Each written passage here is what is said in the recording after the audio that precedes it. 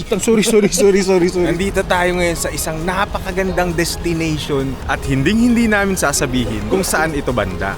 Dami nagbabike ko. Oy! Wow! Feeling ko forever na tayo nagbabike ka. Kayo ngayon ay nanonood ng Taiwan Tip to Tip. Isang bagong bike touring series na naman ng mga bugoy na bikers outside the Philippine Islands. Ngayong season na to, samahan nyo kami magbike mula sa pinakailalim hanggang sa pinaka-norte ng Taiwan.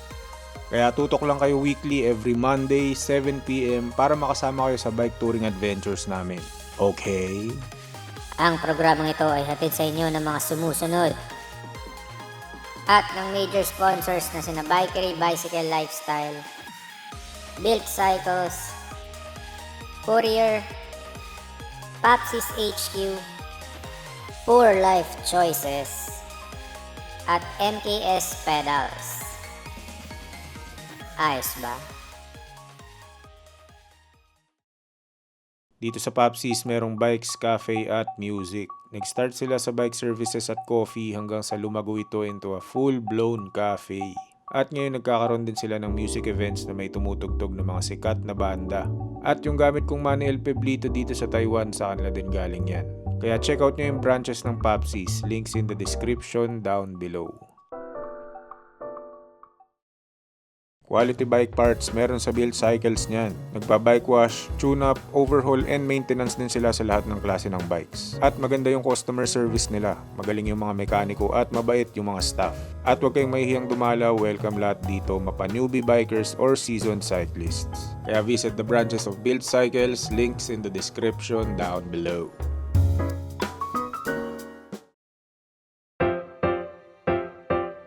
Welcome sa episode 5 ng Taiwan Tip to Tip. Last episode ay nagbike tayo sa napakagandang bukid sa Tainan at nag-night market para kumain ng hapunan. Oo nga, ang daming choices eh. Ngayon naman ay aalis na tayo ng Xinxi papunta ng Doliu.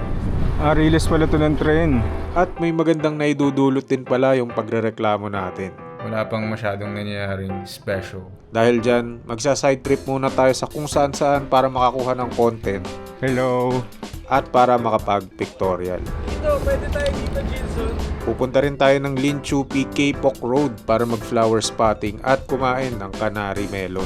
Melon na amoy. Kaya wag na nating patagalin pa, sit back, relax, enjoy the show. At let's go mga pangyaw. Ang ilang araw na natin ngayon, pang-apat. Pangatlong riding day.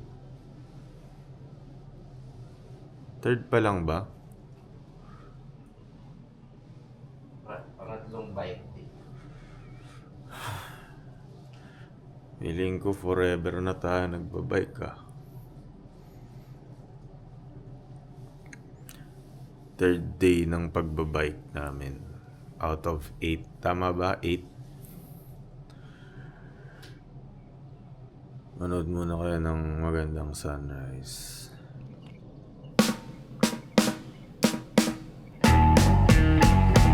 Anong tawag dyan? Stretching. Kasi medyo matigas na yung muscle ko. After 200 kilometers. Tigas yan. Wait lang. Pwede mo ba ikat? Wala akong brief pala tayo. Hindi naman kita yung singit mo. Hindi kita yung singit mo against the light. Bago tayo lumarga sa next destination, gusto ko lang i-share sa inyo tong nabili kong cycling shoes na U-Dog. Italian brand siya na ayon sa website, short for Underdog. Hindi to sponsored pero gusto ko lang sabihin na sa Two Wheel Nation ko to nabili nang naka-sale. Iba, U-Dog. Two-Wheel Nation, baka naman. Ito na yung mga gamit ko. At meron akong ganyan para lang mahawakan yung mga gamit. Ito pala yung neighbors namin sa kabilang kwarto. Si Father Bad at si Gilson. Pag-uwi, ayaw mo na mag-bike. Uy, malamig daw ngayon sa Pilipinas Lugi sa atin dalawa, magkapit-bahay tayo pong yung. Ano yung Chinese ng neighbor? Neighbor. Ay, hindi ko alam. Ako ang kapitbahay mo. Laging handang tumulong sa inyo. Kilala niyo ako. Ako'y isa sa kapitbahay ninyo. Hindi, Ito na. Mag-impake na kami para makalayas na. Panoorin niyo ako mag-ready. Get ready with me. Pag nag-unload kayo ng gamit sa accommodations ninyo, dapat sa iisang spot lang kayo magtatambak.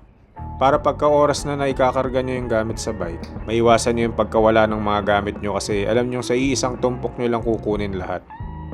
March 14, 8:53 na. Tingin ko mga 9:30 kami makaka-ride out. Makapagpahinga naman kami kagabi. Nakakain naman ng mabuti. May mga tubig naman kami. Ang kalaban lang dito is yung pagkaburyo sa stoplight, sa highway. Pero hindi ko sure kung meron kaming dadaanan na magandang lugar ngayon kasi kagabi parang gusto na naming i-alter yung daan kasi yung cycling route number 1 pala. Hindi siya scenic. Talagang daan lang siya para makatawid ka from point A to point B. In terms of pera, hindi pa naman ako nakakagastos ng marami. Sa winidraw ko na 5,000 NTD, meron pa akong 3,000 at nakaka day 4 pa lang kami. Day 3 ng biking actually. Titignan nyo, may pusa. Oh. Kamusta ka na? Day 3. Okay pa naman. Okay pa naman. Pero galit pa rin ako sa stoplight. Sana today wala na. Or minimal na lang. Napansin mo kahapon, yung stoplight dito, minimum stops 30 seconds. Yung malalaking intersection, 90. Hopefully ngayon nasa probinsya na tayo, mas malalawak na. Basta yung Yeah. chicken mo. Ito nga pala, nalimutan ko sabihin may ganito ko. Di pa.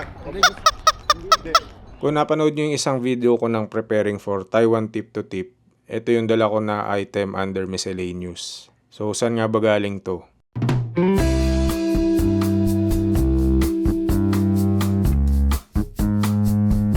Nakuha ko lang to nung dumalaw kami ng Miyajima ni Yano Boy.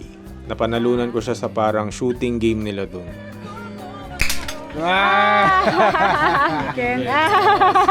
Saya ko, naka 500 din ako para dito. Dadalhin ko to sa Taiwan. Pangalanan ko tong si Chiki. At yung trip namin na yun ng Japan, ipapalabas din natin yan. Siguro pagkatapos na itong Taiwan tip to tip. Di pa nga tapos tong series na to, nag-a-announce ka na ng bago. Bakit ka nag-bib tsaka ano? Masakit na yung gitna ng ano ko. May butt cream ako kung kailangan. Kasi bukas, we will endure the hardest ride.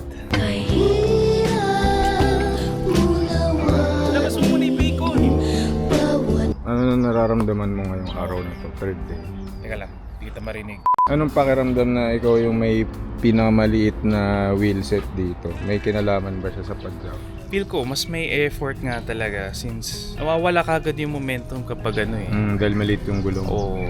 I think nahanap ko naman yung saktong gearing para maka-maintain ka ng saktong speed lang para makasabay sa inyo.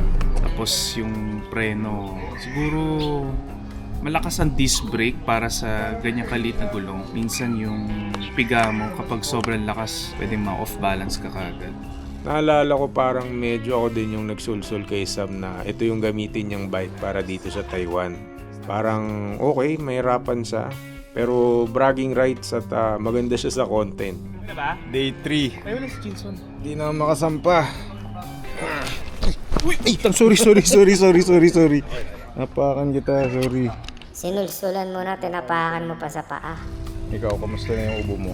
Okay na ako. Oo, napunta na sa akin. Maliban sa patient 0, may patient 1 and 2 and 3 na. Sino yung 1, 2, 3? Kayong tatlo. Wala pa ako, malinis pa ako. Hindi nyo alam, ako yung immune. Ikaw ba, Pao, may ubo ka na?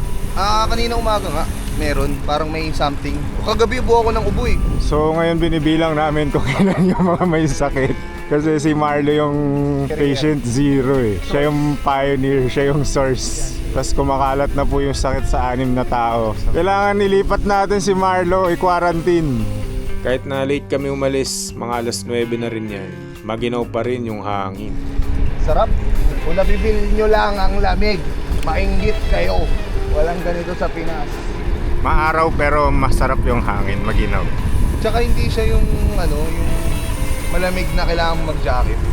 Hindi rin siya mainit na nakaka-bad trip. May tawag dun yung Goldilocks Kung ano yung tamang-tama para kay Goldilocks, yun yung right spot. Goldilocks. Masarap yung puto doon tsaka Oo. tinubuan. Mulak, ayaw mo.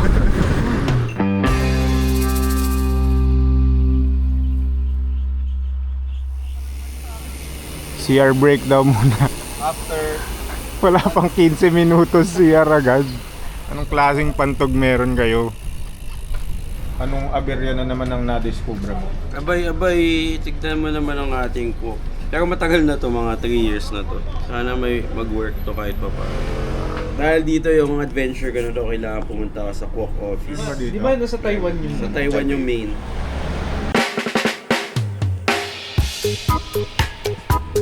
Ito na, umaandar na tayo for sure. Isang mahabang kalsada na naman. Sinusundan pa rin natin yung cycling route number 1. Napansin ko rin pala na mas maginaw ngayon. Baka dahil tumutulak na kami pa north. So, mas malamig, syempre. Tignan niyo yung jacket ng lalaki, sobrang kapal. Maganda yung panahon ng araw na yan, maaraw pero maginaw. Baka dahil malamig yung panahon, chill lang din yung mga lokal dito. Kasi kahit si Sam, naka-experience ng magandang pakikitungo sa mga motorista ng Shinshi. Kanina may 4 na kotse gusto mag-U-turn. Oh. Eh, di ba medyo nahuli ako? Oh. Kala ko, hihintay lang sila ng kotse na kung may parating pa. Oh. Pero nung tumingin ako sa likod, wala nang palang sasakyan. Walang hinihintay para makatawid muna bago sila mag-U-turn. Akala ko nabwisit sila sa iyo eh. Yun pala, may magandang kwento ka pala. Oo, wala. Nakakatuwa na ganun sila, na considerate. Sa Pilipinas yan. Uunahan ka pa nila eh. Nasiraan na naman yung Pilipinas. This time check is brought to you by Pau de Langalen. Basta Pau, wala kang aw. Naisip ko lang baka dapat mas maaga pa kami umalis kung gusto namin ng gantong weather. Kasi sa Pilipinas di ba maagang mag-ride out yung mga tao para hindi maabutan ng init ng araw. Eh paano pa kaya dito sa Taiwan? Pero gets namin lahat na hindi naman kaya yon. Kasi sobrang pamumulis na yon kapag pagod ka na nga sa ride from previous day. Tapos pipilitin mo pa yung mga taong gumising ng maaga.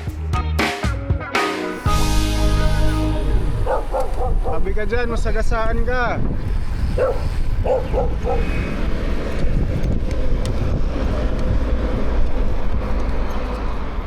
Sa sobrang ginaw, napilitan na ako mag-gloves. Magbaon pala kayo ng ganito kapag plano nyong mag-bike sa maginaw na lugar. Kasi yung kamay niyo yung kauna-unahang sasakit kapag nagbabike kayo tapos malamig na malamig yung hangin. Promise, para kayong may hawak na yelo. Na-experience ko na yan nung unang nag-Japan kami. Nag-gloves na ako kasi sobrang tigas na ng kamay ko dahil sa lamig. Salamat Tin Adelantar, umabot yung gloves mo dito sa Kiso. Tapos ang dalhin nyo yung full gloves, yung takip yung buong daliri. Okay na. Game.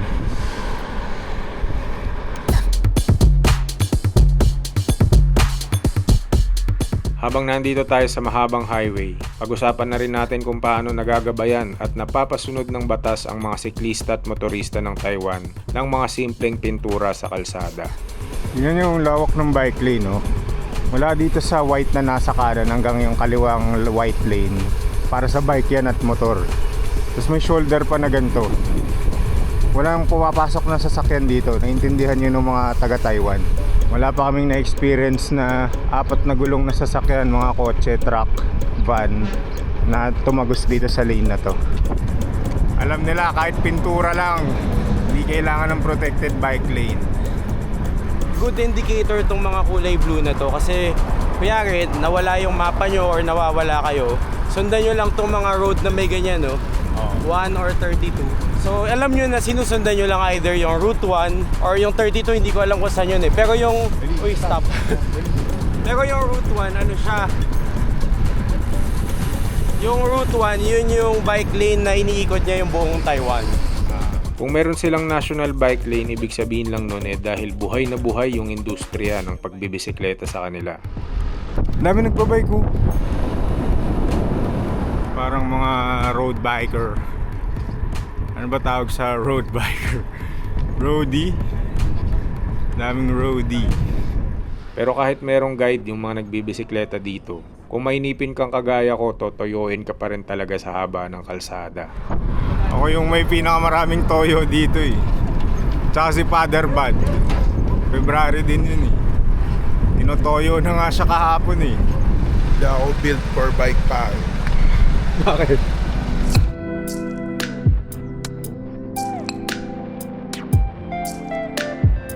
Mga bahay dito na nasa gitna ng palayan, ang gaganda eh.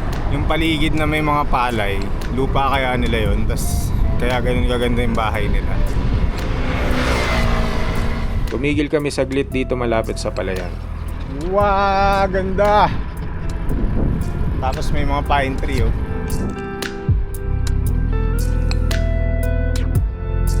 Ganda ng view.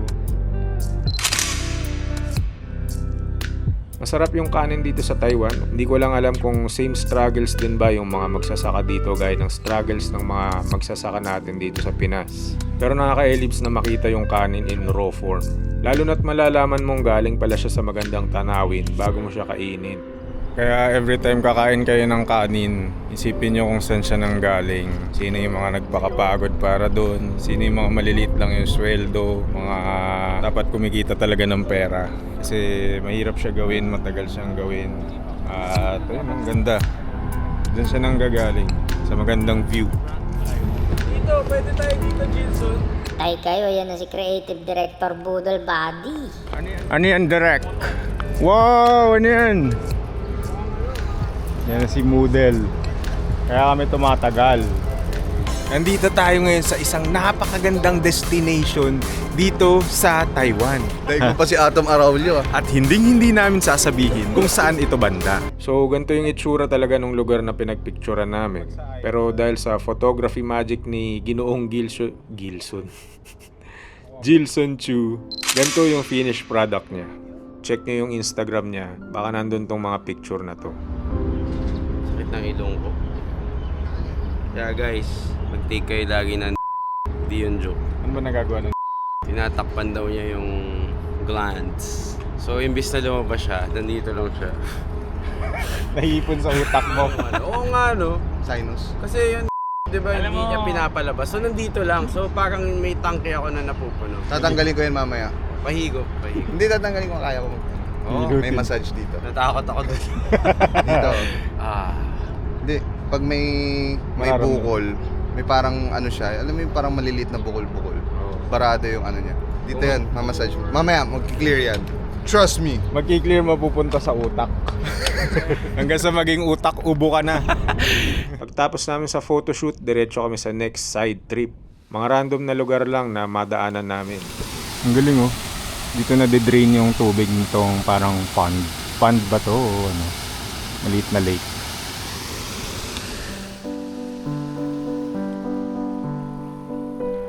Danger! Danger! Deep water. Pag nahulog ang bike mo dito, hindi naaahon yan. 27 kilograms. Di nalulutang yan. Etong dinadaanan namin ay parang pedestrian walkway para makaikot dito sa maliliit na parang marsh area. Sa iba, masasabing tapon na kilometro lang to sa Strava, pero para sa amin, this is the way. Ang mamasyal, mag-explore at maligaw ng nakabike. Tanggap na namin na wala kaming hinahabol na oras para sa next accommodation. Nagsusuroy-suroy na lang kami nito. Ano ba meron dyan? Deep water. Tingnan natin. Nandito na tayo eh. Ikot lang naman eh. Oy, malalim ah. Saan kaya papunta to? Ano yan? Sementeryo? Hello?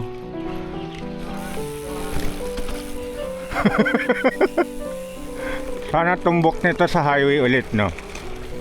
Uy! Wow!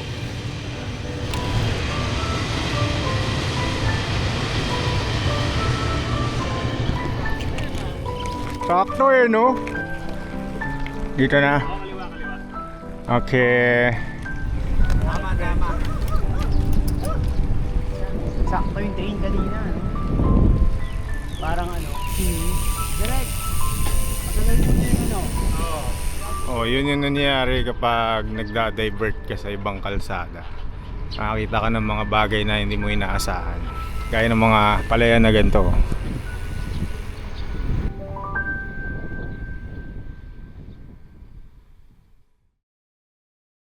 初めての日本バイクツアーでは MKS ガマを使っていました。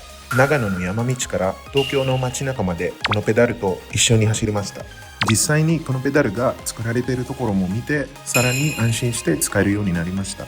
丈夫な日本製ペダルを探しているなら、ぜひ MKS ペダルを試してみてください。Ano daw? Kung mahilig kayong mag-accessorize ng inyong bikes, magkakasundo tayo nila Bikery dyan. Founded by Pam and Patoys, nagbebenta sila ng bike parts and accessories na sila mismo yung nag-curate. Sa grupo namin si Gilson yung suki dito at yung bike niya, ganyan-ganyan yung aesthetics ng Bikery. So kung trip nyong mag-bike with style, visit Bikery Bicycle Lifestyle.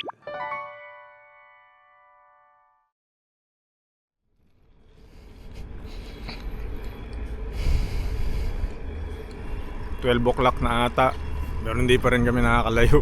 Namamasyal na lang kami. Bukas na yung matinding ahon, 60 kilometers, 1,200 elevation gain. So dapat may pahinga kami ngayon eh, pero pinili pa rin naming mamasyal kasi dito kami nag-i-enjoy. Dito sa Taiwan tip-to-tip bike route namin, meron lang iisang araw na may nakakasindak na ruta para sa aming lahat.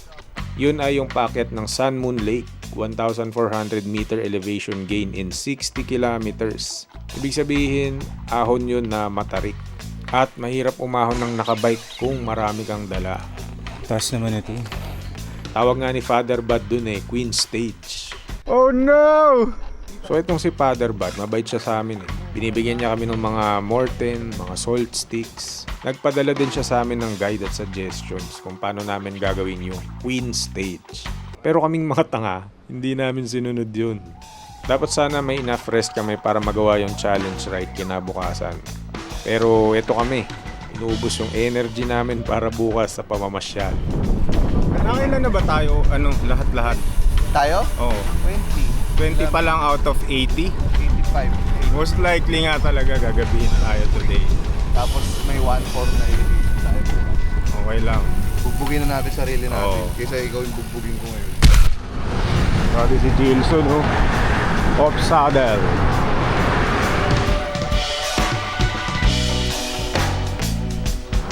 Mainit na, yun yung araw sa likod ko. Pero hindi ma-update. Pero mamaya, pag-abot ko ng hotel, mararamdaman mo ang hapdi na nung gilid ng mata mo, hapdi ng pisngi mo. Nasusunog ka pero hindi mo nalalaman. Release pala to ng tren. Grabe ang lawak ng walang kahit ano. Tapos amoy fertilizer. Kung nandito kayo, naamoy nyo yung lupa. Dry siya, parang gabuhangin na nga eh, gapulbo. Tapos maamoy mo yung fertilizer. Hindi ko alam kung saan nila nire-ready tong taniman na to. Anong klaseng halaman tatanim nila dyan. Chiayi, 14 kilometers away. Doon kami nag-stay ni Aki nung nagpunta kami ng Alishan. Pabalik ako doon. Pero hindi kami akit ng Alishan.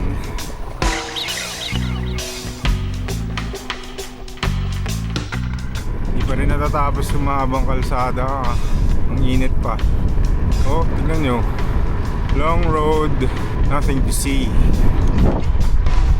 Nainip na din kami nung time na to kasi mainit na nga at ang haba-haba pa ng kalsada. Kung ano-anong kalokohan na lang yung ginagawa namin.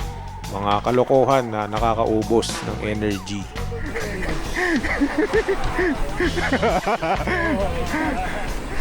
Nagamit mo rin yung Morten. Morten! This one is what you buy Morten! Morten Bananas! Chiayi, 12 kilometers away. IKEA ba yan? Let's wait for Gilson kasi we have to turn right. Finally, nakalayas din kami sa highway na mainit. Papasok tayo sa mas scenic na daan. Yung ini-expect kong kalsada eh, pag nasa probinsya na. May bundok nga doon, hindi lang kita. Hazy kasi. Dito nga kayo, sa kanan ko. Lalabas kami sa content.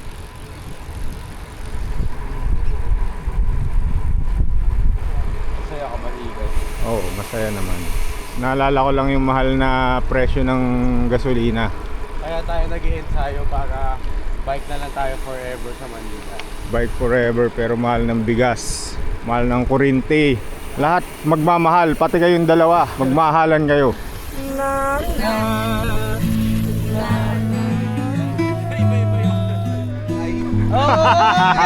Gusto ko totohanin niyo yan, ha.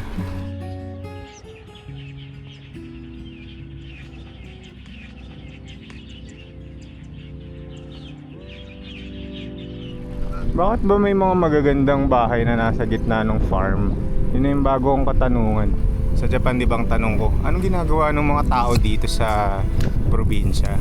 Mas na-curious na ako ngayon sa kaninong bahay yun nasa gitna ng mga palayan. Ano to? Kalabasa? Cabbage. Wow! Very beautiful. Namimiss ko kumain ng extra rice. Wow, ganda! Ganda! Ganda! I'll never love this. Kahit nasa farm ka na, may bike lane pa rin. Grabe, ang ganda nung palayan nila. Ginawa nila ng maliit na kalsada para sa siguro para madaling makapag-ani or kung may kailangan puntahan, hindi na kailangan lakarin pa. Meron silang maliit na bypass road. Spaltado. Ito, tarantado. Sa wakas, nandito na tayo sa ating side trip destination. Ang ganda ng mga puno. Anong tawag dito? Hindi siya dahon parang flowers. What are these? Pero bago namin ipakita sa inyo yung lugar, pasasalamatan muna natin si Sam. Kasi siya yung nakakita ng lugar na to online.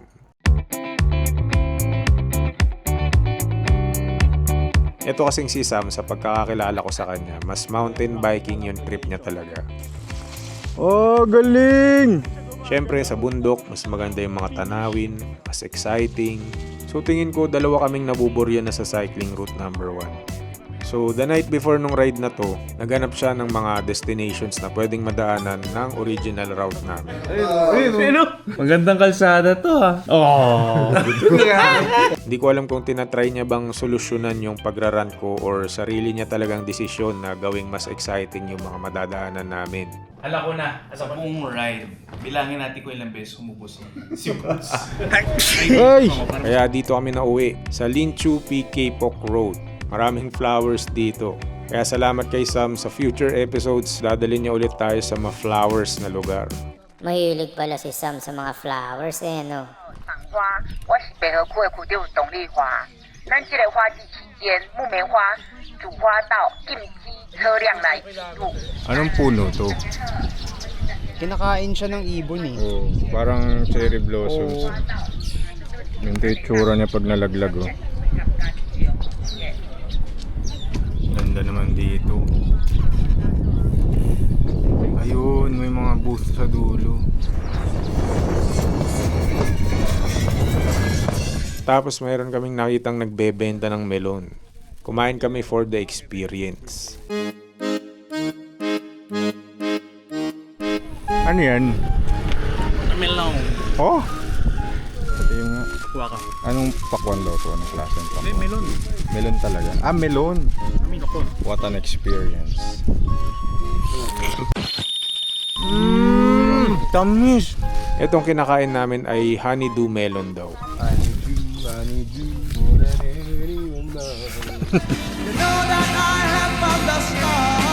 First time ko makakain ng ganito at nakatatlong buong piraso ata kami nung araw na yan. Gusto niyo pa ba? Bibili ko. Ako na lang isa. Meron pa ba? Magtanim ay di biro. Bili kayo ng watermelon dito. Kenting Kaohsiung Hainan. 哦，台北，台南再骑过去，嘉义。台中，北上的对不对？不懂。 Kulang na yung vocabulary. Canary melon. Oh, di melon. Melon nga. Hindi honeydew. Hindi. Melon. Melon na amoy. Pwede na yung knock-knock kanina. Sa Manila, mahal to. 300 sa isang ganito. Para sa akin itong day 3 yung parang Goldilocks zone ng buong ruta namin.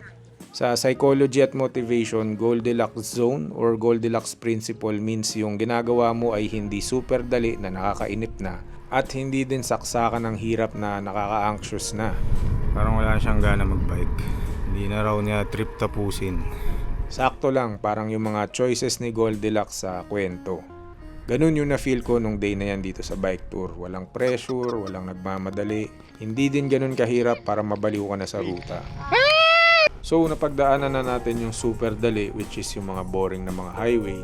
Napagdaanan na rin natin tong Goldilocks zone na araw. Actually hindi pa tapos to, half day pa lang yan ng chill ride day. Ang ganda pala nung sunset to. From here on out, stressful na. Ayoko na. Uwi na tayong Pilipinas. Kahit napaakyat kami ng Sun Moon Lake, spiral downward na papunta doon sa Queen Stage ni Father Bad. Ilaw pa ako isa. Ay, isa ka pa. Patayin ko muna yung akin ha. Excited na ako makitang mag-away-away ang mga pangyaw.